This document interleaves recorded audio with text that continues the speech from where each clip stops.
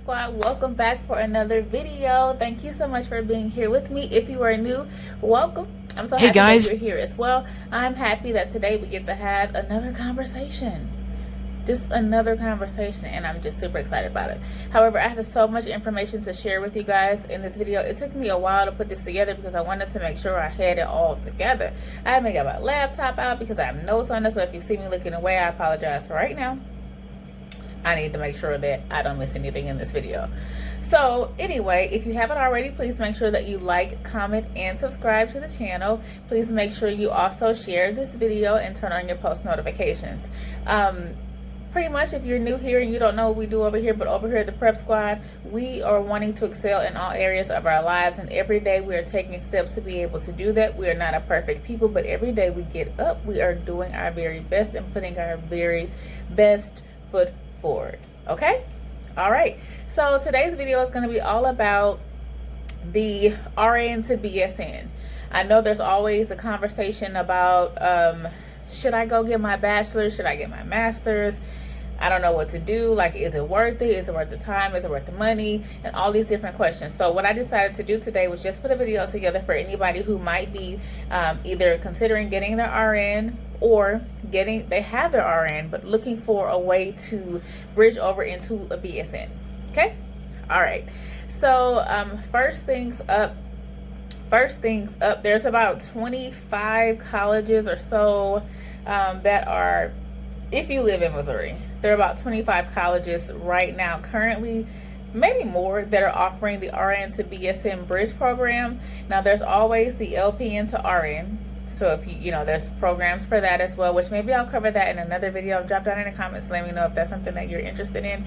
I've never had my BSN. I went straight through and got my RN, and then I went to a BSN, and then I went and got an MA from Webster. So however, I'm happy to look up that information for you if that's something that you're interested in. However, today's video again is RN to BSN. So 25 colleges are offering a RN to BSN bridge program. Now, what I want to point out, why do you even want to get a RN and then turn around and get a BSN? Well, so the difference between just having your associates as an RN and then having your bachelor's as an RN is the pay and the actual experience and the enrichment that you get. So when you go to school to get your RN, they focus, your RN, they focus a lot at the associate level on the hands-on skills, and you do get some of the additional things like nutrition in some cases. However, when you get your bachelor's, they give you additional information. So they focus more not just on the hands-on, but they also focus on you being the teacher, you being in the driver's seat, because you are going to have contact with patients, and not only will you be caring for them, but you'll also be caring for anybody that's, or not caring, but providing information to the family and the caregivers. So you need to be able to communicate in a way that makes sense to them, to be able to connect with them, to be able to explain all of the medical jargon down into just regular everyday terms and help them be successful so that they don't end up back in the hospital, and they can be successful just with whatever their current condition is, so functioning at the top of their ability, depending on what they might have going on. So when you have your BSN, they consider you to be more of a teacher when it comes to the patient and the care for the patient. So you have more educational moments, essentially. Not that you don't when you are an associate nurse or a registered nurse that has her associate, or even an LPN. I'm not taking away from that at all. I'm just saying that that's really kind of what the difference is. When you look at the programs, there are more teaching aspects built into a BSN program than there would be in a standard ASN program or an LPN program. So that's really what the difference is. All right. So 25 colleges, it normally takes about 1 to 2 years if you are on a steady pace trying to complete your your BSN program. The RSN with the BSN, they do make more money, as I mentioned before. They're definitely eligible for like a wider variety of specialty nursing, and it gives you a chance to move up the ladder faster, essentially. So you know, it could be in their current role, or it could be that they go to another facility altogether, or another location altogether, or another floor, just to be able to make more elevation. when it comes to, or receive more elevation when it comes to the actual pay. It also opens up the opportunity for them to be in a leadership role if that's something that they're interested in. Now, that's not for everybody, and I totally get it. Some people just want to play the background, do their job, be a part of the team, and go home. I get it. It's definitely not for everybody. Just like being a nurse is not for everybody. You know, it's whatever works for you. So again, that is really why people usually will tend to gravitate more toward the BSN. Not only a lot of the larger hospitals, especially the ones who really want to obtain or continue to keep their magnet status, and that's just a scale of how good their hospital is just in general across the country. They get a rating for that. So if they have more people that have a bachelor's, or all of their staff has a bachelor's at minimum when it comes to nursing, they get more accolades for that. So, you know, it kind of just, it's a trickle-down effect, essentially. So, all right, so we said there are 25 colleges. It could take 1 to 2 years to get it done, depending on how you go. I explain why you want to get your BSN. Basically, there is a difference, again, in salary, especially in Missouri, when it comes down to whether you have your associates versus your BSN. So if you're going to do the job, go ahead and get the extra coin for it, sis. That's all I'm saying. Or bro. That's all I'm saying. If you're going to do the job anyway, go ahead and get the education that you need to make sure that you can be paid what you're worth when it comes to doing that whole RN role. Nursing is an extremely hard thing to do. It's a very selfless area. You get tied to people and their progress, and then when people don't make it, it is just a lot. It's a very nurturing role, and it does take a lot out of you. It's very rewarding, but it is very stressful at the same time. So, you know, I'm always going to encourage you to function at the top of your licensure and to continue to do better than you did previously. That's it. You're always going to get that from me anytime you come here about anything, because that's just what I believe, that you can always be better than where you are. Be comfortable where you are, but not so comfortable that you don't want to continue to excel forward, right? Don't be stagnant. Be grateful and be comfortable for where God has put you, but don't be stagnant. That makes sense. Okay. All right, so I normally use Glassdoor a lot. So when I go to apply for jobs, or when I'm helping friends look for jobs, Glassdoor is a very, very great resource. I'll make sure that I put the link down below for them. If you're looking to find out, for example, what questions you might be asked if you go into an interview, how do the people that currently work for the company or previously worked for the company feel? What is the pay scale based on the role that you are looking for? Glassdoor is the GOAT, okay? I've used Glassdoor about 3 times, and they are very accurate on the money, because it really is real people providing the data that they are using and the analytics to be able to give you the metrics that they have. So Glassdoor, period. www.glassdoor.com. Again, I will make sure that I put that in the description box below as well. But according to Glassdoor, nurses in the St. Louis area make anywhere from $37,000 to about $65,000 per year. And this is just on average, basically. And it's hovering somewhere around about $52,000 when it comes to the salary. Now, again, 37 would probably be on the lower end of what's been reported, 65 being the highest, and then somewhere in the middle is about 52, right? This does not account for like overtime and all of that, because perhaps they worked overtime, and perhaps some of these people didn't work overtime. So you just kind of have to, you know, take that into consideration. Again, so salary level, higher education, those usually are the most promising ways to become the higher end of that 37 to 65. How you can acquire that, you know, your education. The more education you have, especially in nursing, the more your pay is, and that's just how it goes. When it comes to the schools that are offered here, some of the top schools that are offered here, I do have a list of those. Some of the ones I'm going to name are, you know, everybody probably knows, you know, these places. But Maryville University, Chamberlain in St. Louis, St. Louis University, Webster University, all of them have some sort of bridge program. So for Chamberlain, there's an LPN to BSN. For Maryville, St. Louis University, and Webster, they all have that RN to BN track that you can get in and see if or look into, and see if that's something that you might be actually interested in, checking out.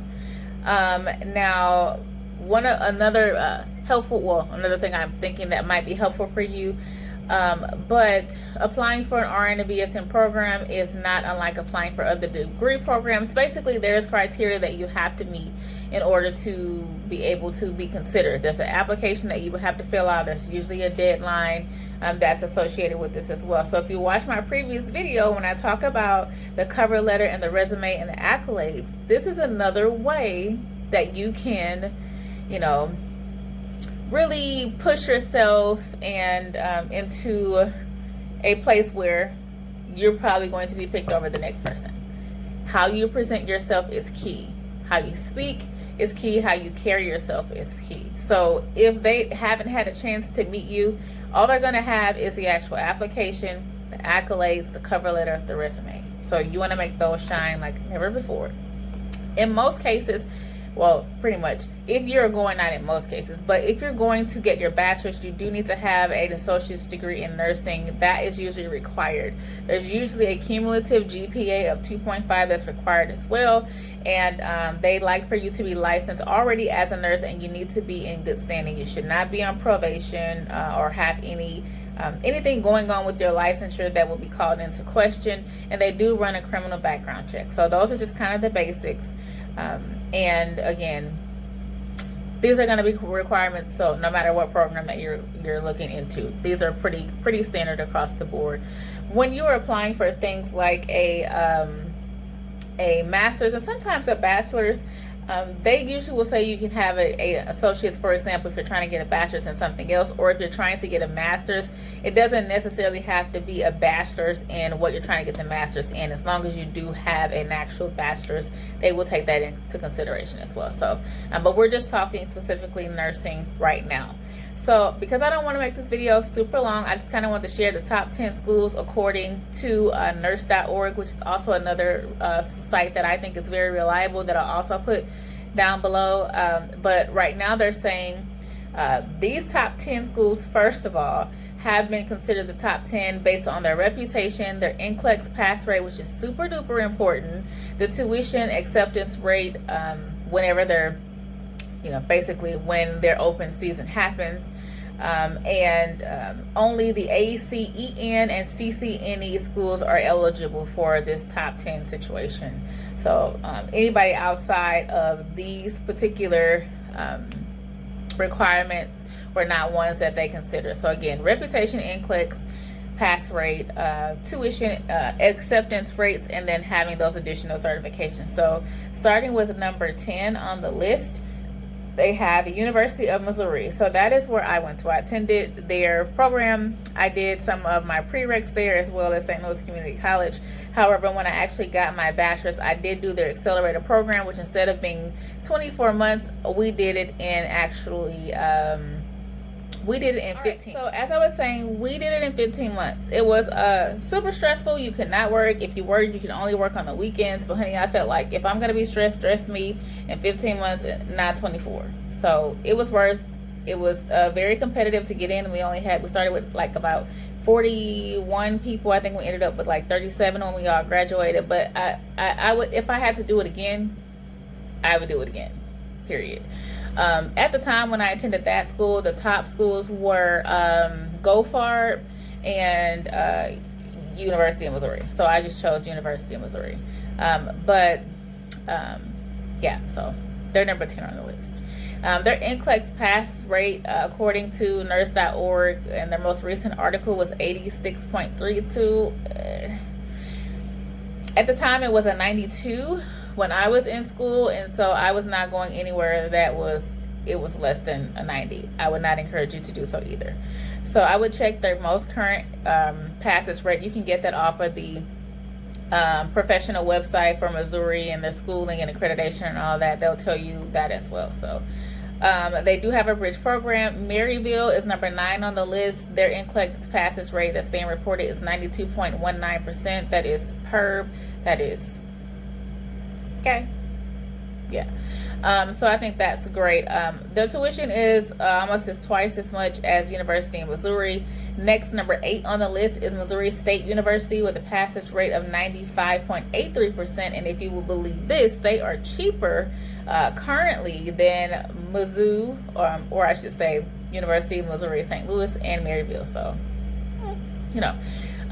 Number 7 on the list is St. Louis University, and they are at 91.28%. Their tuition is 4 times higher than that of Maryville, or 2.5-ish. So a lot more expensive, but everybody knows if you go to St. Louis University, you go to Webster, you're going to pay a Q coin for it. So you be the decision maker when it comes to that. Now, again, the passage rates are fluctuating because there are other things that were taken into consideration when they put this list together. So make sure that you go ahead and take a look at this. Again, I'm going to put the link down below, so on your own time you can go in and check out some of this information. Number 6 on the list is Truman State University, coming in with the NCLEX passage rate of 92.31% and a very low tuition of $7,796 actually. So they don't offer online courses, so if you're a girl like me that loves online because life is so busy and that's really the best thing that works for you in your life, yeah, that probably wouldn't work for you, but it might. Maybe somebody that needs to sit in class. Now, the University of Missouri University of Missouri Kansas City, passage rate 94.29% if you don't mind going to Kansas City. And they have traditional as well as online, accelerated, and bridge. So they have everything under the sun. And obviously, because they are a part of the whole UMSL umbrella, then University of Missouri St. Louis has all of these same opportunities that you'll be afforded if you were to attend that location as well. Number 4 on the list is Avelia University, 97.37%. I've never really heard of them, and I don't know a lot about them. I know that it's a Catholic school. So yeah, they don't have online, there's no accelerated, and there's no bridge program though. So, you know, they have traditional tracks though if you're interested in that. Number 3 is Hannibal-LaGrange University. I'm not sure if I'm saying that correctly. That's also a place that I've never heard of, but they are on the list as well. Their passage rate was 87.5%. You know, they have traditional and online as well. University of Missouri Columbia, if you notice, UMSL is on the list 3 times. So I'm just saying, grab you a spot at UMSL, period. But anyway, their passage rate was 96.26%. So that was great. Tuition is fairly, you know, comparable. And number 1 on the list was actually Southeast Missouri State University with a passage rate of 96.23%. But they, because of their tuition being only 85 plus, they have traditional, they have online, and they have a bridge. They don't really have an accelerated program, but this based on all of those requirements, so reputation, NCLEX passage rate, tuition, acceptance rates, and them having those additional accreditations that I mentioned, they were considered to be number 1 on the list. So again, I'm going to place this down below. I hope that this information was helpful for you. I know it was a lot of information in a real short time, but run a video back as many times as you need to.